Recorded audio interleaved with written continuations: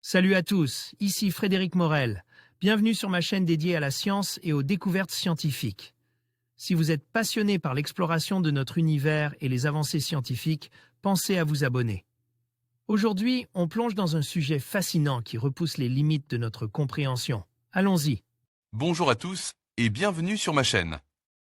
Aujourd'hui, je vous propose un hommage à Stephen Hawking, un scientifique hors norme qui a marqué l'histoire de la physique et de la cosmologie.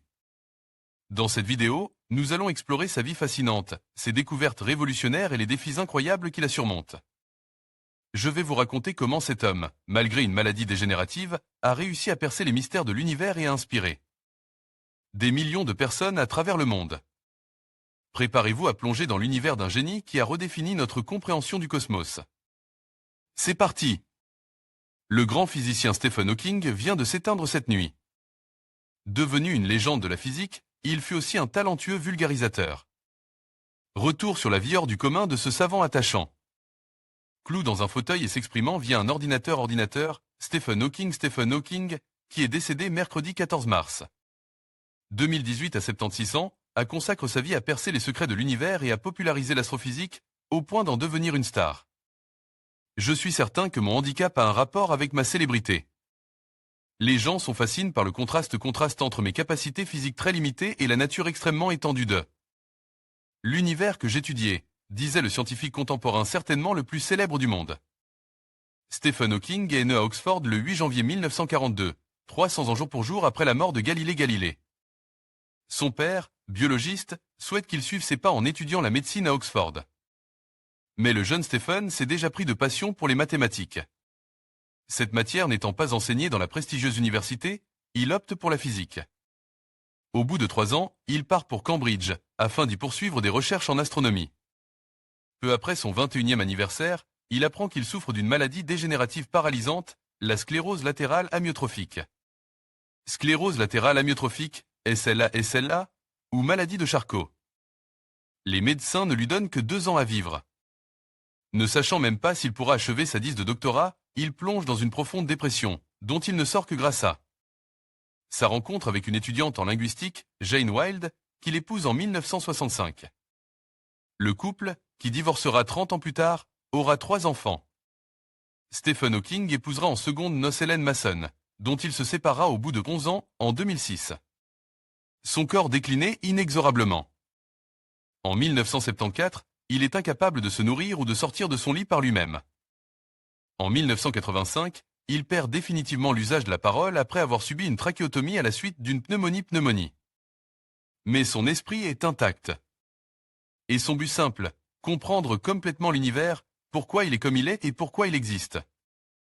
Dans les années 1970, il développait l'idée que les trous noirs ne se contentent pas d'absorber toute matière et lumière passant à leur proximité mais émettent aussi un rayonnement, le rayonnement Hawking. Le saviez-vous? Comment un trou noir peut-il émettre quelque chose?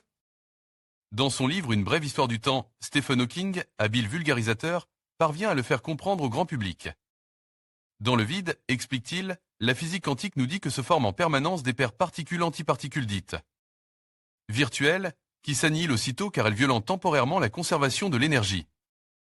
Que se passe-t-il lorsqu'une telle paire se forme sur l'horizon d'un trou noir? L'horizon, c'est la limite au-delà de laquelle tout, même la lumière, ne ressortira jamais. Les forces de marée séparent le couple, calcule-t-il.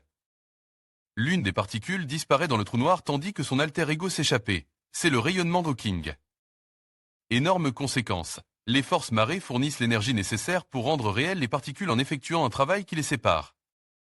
Au final, tout se passe, lorsque l'une des particules pénétrait dans le trou noir, comme si l'autre emportait un peu d'énergie alors que la première se dote d'une énergie négative et, de ce fait, le trou noir s'évaporait en perdant son énergie donc sa masse.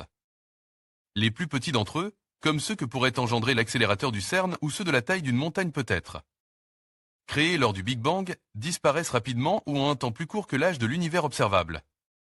Pour les trous noirs stellaires et plus encore pour les trous noirs supermassifs, en revanche, il faut des durées très supérieures à l'âge actuel de l'univers. Ce faisant, il est le premier à parvenir à toucher du doigt le Graal des physiciens, commencer à concilier les deux grandes théories qui expliquent le fonctionnement de l'univers et sont apparemment incompatibles, à savoir la relativité générale d'Einstein.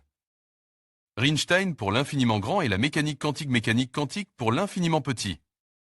De l'avis des scientifiques, cette théorie aurait valu le prix Nobel à Stephen Hawking si elle avait pu être expérimentalement démontrée. L'explication de son rayonnement, en effet, mêle le trou noir, objet bien décrit par la relativité générale générale et la structure quantique du vide. À 32 ans, il devient le plus jeune membre de la Royal Society, l'équivalent britannique de l'Académie des sciences. En 1980, il obtient la chaire de professeur lucasien de mathématiques de l'Université de Cambridge, un poste occupé avant lui par Isaac Newton. Il le quittera en 2009, frappe par la limite d'âge. L'évaporation d'un trou par dissociation des paires particules-antiparticules, illustrée par Stephen Hawking dans son livre Une brève Histoire du temps, du Big Bang au trou noir. Ici une reproduction d'une page de l'ouvrage paru aux éditions Flammarion. Un régal pour les amateurs de sciences, qui se voit expliquer par le physicien lui-même une notion des plus subtiles. Futura, J.L.J. Hawking, le vulgarisateur. Tout en approfondissant ses travaux sur les origines de l'univers, le théoricien publie en 1988 une brève histoire du temps, afin d'expliquer au grand public les grands principes de la cosmologie, du Big Bang à la théorie des cordes. Jamais un ouvrage de vulgarisation scientifique ne connaîtra un tel succès.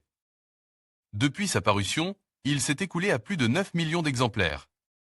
Stephen Hawking devient alors l'incarnation populaire du scientifique, multipliant les interventions pour promouvoir la recherche. Et, parfois, s'inquiéter de ses possibles dérives. Récemment, il nous conseillait de quitter la Terre. Pour Stephen Hawking, l'humanité doit se préparer à quitter la Terre formidable communicant, capable d'effectuer un vol en apesanteur. Apesanteur malgré son handicap, il se prête au jeu avec un plaisir certain et un grand sens de l'humour. Sa page Facebook, qu'il alimente lui-même avec des messages signés SH, compte plus de 4 millions d'amis. Il joue son propre rôle dans des séries comme Star Trek, The Big Bang Theory et The Simpsons, signe des livres pour enfants avec ça. Fille Lucy chante avec sa voix synthétique aux côtes de Q2, Pink Floyd et même des Monty Python. Il y a un an, il était apparu lors d'une conférence à Hong Kong par hologramme. Devant des centaines de personnes, il avait soutenu que les réponses aux multiples crises environnementales viendront de la science et de la technologie. En conclusion, Stephen Hawking demeure une figure emblématique de la science moderne, un homme dont l'esprit brillant transcende les limites du corps.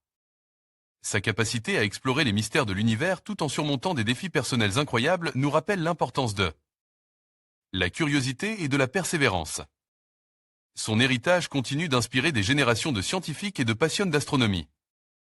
Rendons hommage à cet esprit hors norme qui a su éclairer notre compréhension du cosmos et nous inciter à rêver plus grand. Merci de nous avoir rejoints dans ce voyage à travers la vie et l'œuvre de Stephen Hawking.